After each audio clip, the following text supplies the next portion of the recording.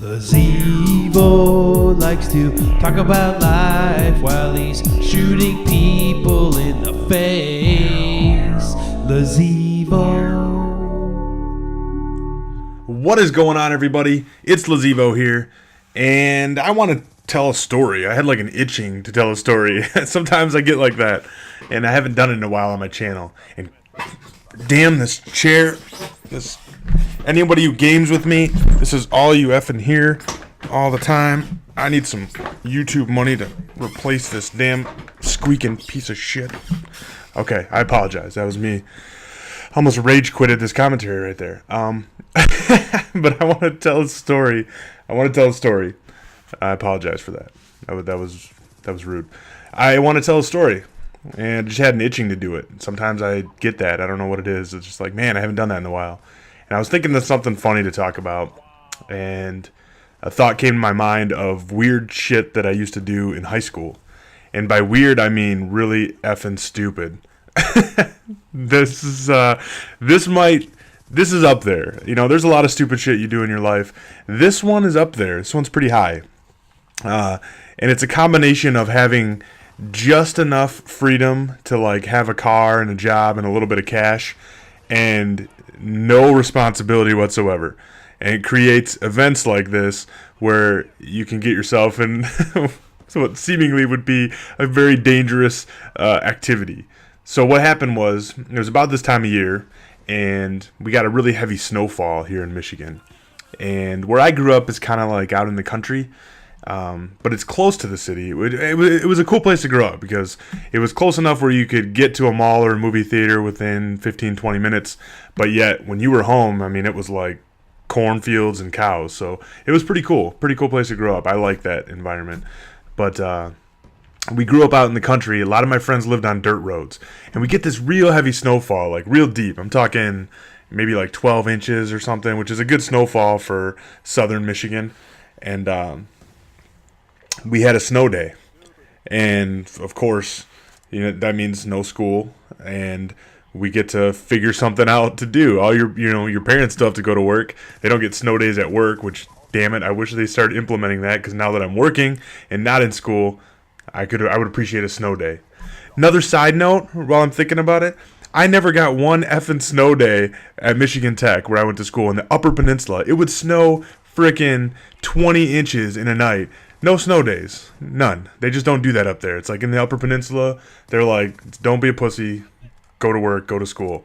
Down here, man, you get like 4 inches. It's like, school's closed. So I used to love that. Snow days were awesome. But this one snow day, we're home now. I'm hanging out with my friends. Obviously, the school feels like it's too dangerous to go to school. I feel like I'm perfectly capable to drive in the conditions and want to go to my buddies and hang out.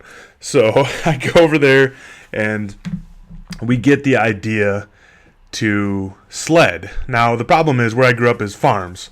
Not a lot of hills. I mean, to get to a sledding hill, you got to drive a little ways, and even then it's kind of sucky. Like, I mean, they're not huge hills. You know, I didn't grow up in the mountainous region. So we had the need for speed, and we decide that we're going to hook a sled up behind the car and see how fast we can go. Now, we started out pretty slow, and we're going down dirt roads. So keep in mind, the dirt roads haven't been plowed. There's 12 inches of snow on them. There's ruts that you got to drive in. And we start off kind of, we didn't have any rope, which was another problem. So we started out just having a one-person drive, which was me. We were using my car. And my buddy would basically kneel on the sled and grab the back of the trunk. And we would take off. And my other buddy was riding in the passenger seat. And at first, like, it was just kind of a game. We were trying to see how fast we could go.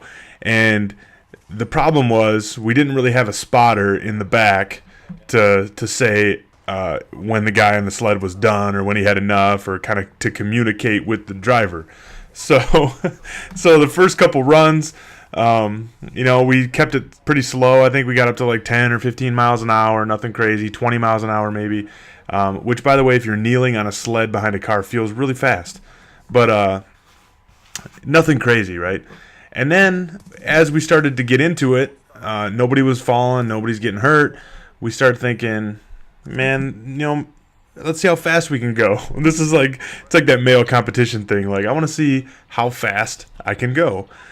And so not only is it not safe to be riding on a sled, but it was in no way safe to be pushing your speed on a dirt road with a rut that you're driving in to even maintain your course. So sure enough, my buddy Scott jumps on. He's kneeling on the sled. My buddy Dan, who was sitting next to me, decides to ride in the trunk because this gives us better communication, which makes perfect sense, right? He's holding the trunk open, and he's riding in there, communicating with the guy that's holding on to the back of the trunk. And we start to take off. And I'm, the wheel is real sloppy. I'm driving on this thing. It's real sloppy. And I've got my rear views and my side mirrors kind of angled so I can see what's going on behind me. And I'm start pushing the speed. We get up to 20, 25, 30, 35, 40. Now, when we get to 40, this is probably about as fast as we had been to this point. No problem. Still going. 50, 55. 60, and by this time I can't hear Dan the spotter anymore. The wind noise is so loud that he can't yell loud enough for me to even hear what he's saying. And so I decided to push it, and I think I got up to 68 because I had like the digital dash on my old Beretta. That was my first car, and I got up to like 68. And all of a sudden, I look back and I see Scott, and I see his face, and it just burned into my eyes.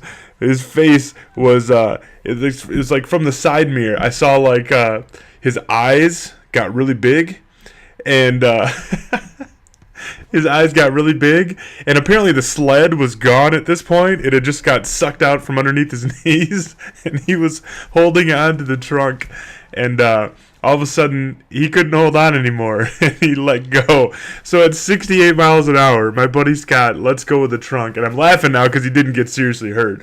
But all I saw was his eyes were like softballs. I mean, they were huge. And all of a sudden, poof, he hit powder, and it was just the biggest puff of snow you ever seen.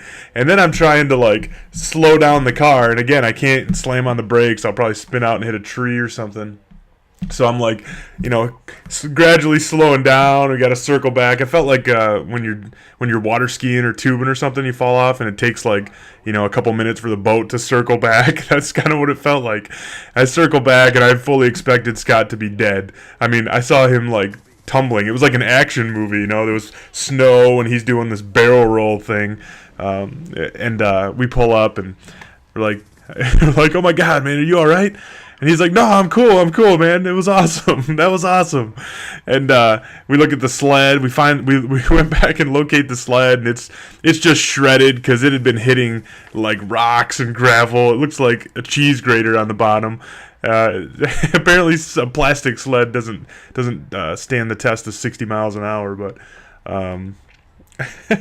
that's out of all the stupid things I've done in my life, that was probably one of the dumbest because I'm sure we could have got killed. I'm lucky he didn't spin out and hit a tree, but I don't endorse any of this activity, by the way. As much as I'm saying it sounds fun, it is extremely dangerous and you could probably get hurt. But that was one of the stupid things that I've done in my life. But I guess I have a story from it. Hope you guys like it. Talk to you later.